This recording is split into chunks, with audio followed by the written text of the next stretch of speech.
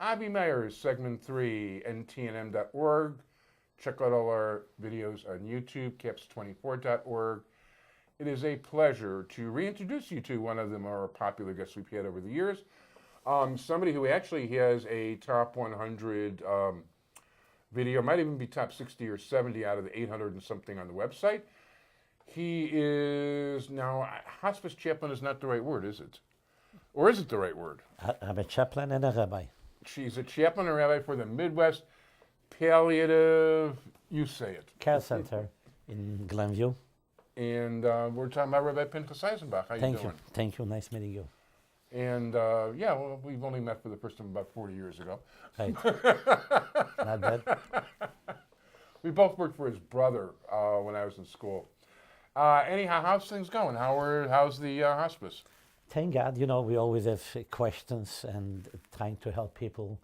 And the most important in hospice, we have to listen with a third ear, because sometimes people would like to tell you something, but they're embarrassed. For example, there's a beautiful story, because in a few weeks we're going to have the holiday of Passover. Well, actually, you know what? Passover's already over by the time this is on the air. But still, Okay. there's a beautiful story told, which people can connect. There was a lady who came to a rabbi about 2 hours before the Seder, and she asked him, "Rabbi, I have a beautiful question. I don't know what to do." And the rabbi said, "Of course, before you sit down, maybe have a cup of water or coffee."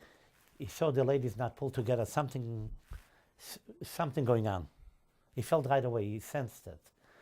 So she said, okay, she had a coffee, she relaxed, and she had a piece of cake, and that was ready for Pesach. And the lady asked her, "Rabbi, can I use milk for the 4 cups of the Seder instead of wine?" So his wife said, "Why don't you answer yes or no?" He says, "You don't understand." He says, "Give me my coat, me and you, and tell my daughter to come together. We're going to your house." The rabbi was right. There was no food. Forget about food. There was no clothing, nothing. The kids were going sacks. It was a mess. So the rabbi right away went and he told his daughter, "You go home and bring some food." And he told his wife, "Go make sure that there's Proper rations? Jackets and sweaters and pants. They don't have even clothing. They look terrible, smelly." Yeah. And he hired someone else to clean the house in the meantime. Wow. And we should send somebody over to clean mine before Pesach. It wouldn't be a bad idea. And afterwards, the rabbi came late in the synagogue. He wasn't, he was Hasidic. He didn't have his streimel. He just came with his black hat. And they tell the rabbi, Rabbi, you came late and you're not ready for Pesach. He says, "Thank God, I'm more ready than Pesach than today." He says, "What happened?" He says, he wants the community to know that if someone needs help, not only for Pesach, for Passover, to always listen and use common sense. He said, "I went to a certain person," he didn't want to say the name, and I was crying, my heart was going out, and I said, "I know I'll come exactly on time for davening, so I don't have my uniform or costume, but guess what? I was able to help those people." And why am I saying it? Because sometimes people want to tell you something, they're embarrassed, but they don't know how to address the situation. Yeah, no, he had to be pretty sharp to pick up on the milk. Right, why milk, Yeah. But it was not the milk, she was destitute. And many times people come in hospice or they come to ask a question. For example, a lady asked me, "What is the Jewish law about cremation?" So I asked her, "You asked me the Jewish law, you can't afford it." She says, "Rabbi, you saved me an hour of speeches." She said, "I can't afford it." I said, "We'll see what we can do." You always go straight, don't beat around the bush. Tell me, how can I help you? What's going on? And don't be embarrassed, because I'm here for you. Yeah. And it doesn't matter if they're religious or not religious, because everyone has the same problem when you come to sickness. No, that's definitely true. And that's quite a story. Now, of course, the Midwest Palliative Hospice, I never get it all the way right, Right. Care Center. Yes. Even though there's a specifically Jewish place, I mean, you handle Jews, non-Jews, everybody. We handle everyone, and we have a special Jewish group in our things for all, that we handle all kind of medical ethical questions, and which is called the Jewish Services Care that we have too.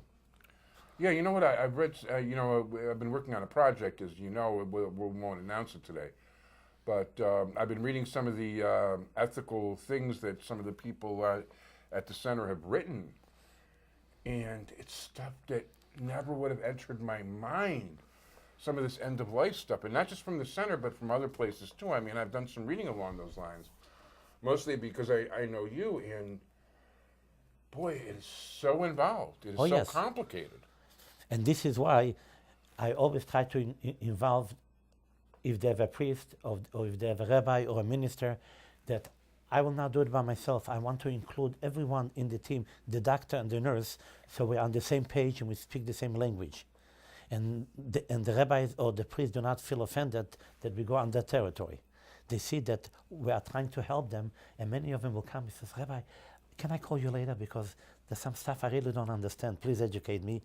They want to be professional. Yeah. So I explain them the different techniques and what it means, and it's very helpful because when we come, they also help me because then they tell to the congregants, the rabbi was pretty good. He explained me everything, and now I understand. I didn't understand it before what was going on. I didn't know left or right or up and down.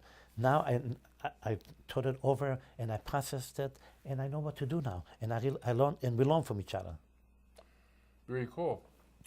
Very cool. Is the Midwest Palliative Hospice and Care Center going to have a booth at the Greater Chicago Jewish Fest again? Oh, this yes, year? of course. I hope so, yes. Oh, so we'll get to interview you there again and get to meet everybody else. And also, and by the way, one plug for them. Peter Himmelman, the main actor, is for me. Oh, yeah? The singer, yeah. And also we have a pavilion when someone becomes the last few weeks or the last days, they have a lot of pain. We have a special unit in Glenview, and we have a special unit at Northwest Community Hospital, a suite, and also at Northwestern. We work together in different sections, in different areas, so we can accommodate everyone. Yeah, no, that's got to be very tough stuff. I mean, I would not have the gumption to be able to meet people who were, within days, weeks, hours of passing away.